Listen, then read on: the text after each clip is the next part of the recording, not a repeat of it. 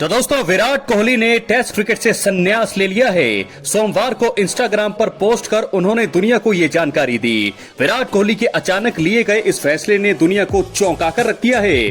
बताया जा रहा है कि विराट कोहली ने अप्रैल में ही बीसीसीआई को इसकी जानकारी दे दी थी।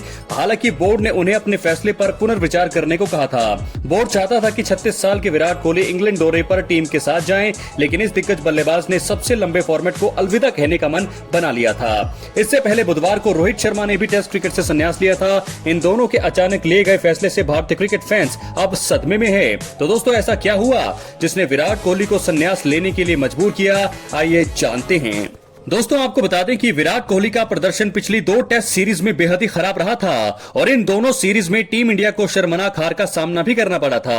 न्यूजीलैंड ने पिछले साल भारत आकर टीम इंडिया को 3 मैचों की टेस्ट सीरीज में 3-0 से क्लीन स्वीप किया था और इस सीरीज में विराट कोहली तीनों मैचों की 6 पारियों में 15.50 की औसत से 93 रन ही बना पाए थे। और वहीं ऑस्ट्रेलिया दौरे की बात करें तो ऑस्ट्रेलिया दौरे पर विराट कोहली 5 मैचों की 9 पारियों में 190 रन ही बना पाए। इसमें एक शतक शामिल है। विराट कोहली ने पर्थ में पहले टेस्ट में ही शतक लगाया था और उसके बाद 8 पारियों में वो केवल 90 रन ही बना पाए।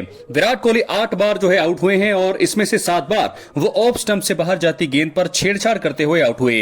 हो सकता है उन पर 2 टेस्ट सीरीज ने जो है विराट कोहली को यह सोचने पर मजबूर किया होगा कि उनका समय अब आ चुका है। विराट कोहली को ऑस्ट्रेलिया में रन बनाना पसंद है, लेकिन पिछले दौरे पर फेल रहने के बाद और हो रही आलोचनाओं के बाद उन्होंने टेस्ट करियर पर विराम लगाने का जो है फैसला किया।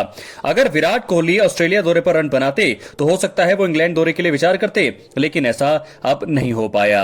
दोस्तों फैंस का दबाव भी था। 2012-13 में जब भारतीय टेस्ट में बदलाव का दौर आया था तब सचिन तेंदुलकर, वीवीएस लक्ष्मण, राहुल द्रविड़ जैसे दिग्गज खिलाड़ियों ने क्रिकेट को अलविदा कहा था। उस वक्त विराट कोहली ने अपने दम पर जीत का विश्वास पैदा किया था। ऑस्ट्रेलिया दौरे पर और दक्षिण अफ्रीका में उन्होंने कई शानदार पारियां खेली, जिससे भारतीय फैंस के मन में उनको लेकर विश्वास जगा। फैंस को लगा कि भारतीय मध्यक्रम को नया स्टार मिल गया है जो अपने दम पर मैच पलटने की क्षमता रखता है।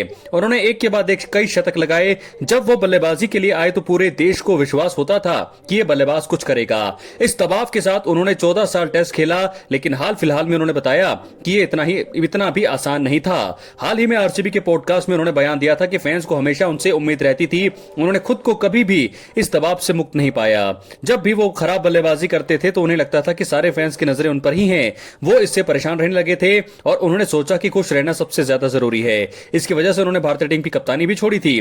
संन्यास के पीछे की एक ये वजह भी बहुत ज्यादा हो सकती है। तो दोस्तों मुझे लगता है कि हां बिल्कुल ये एक वजह हो सकती है। इसके अलावा विराट कोहली के बल्ले से सूखे का दौर साल 2020 से शुरू हुआ था। इसके बाद वो लगातार करीब 3 साल तक किसी फॉर्मेट में शतक ही नहीं लगा पाए। ये उनके करियर का सबसे खराब दौर रहा।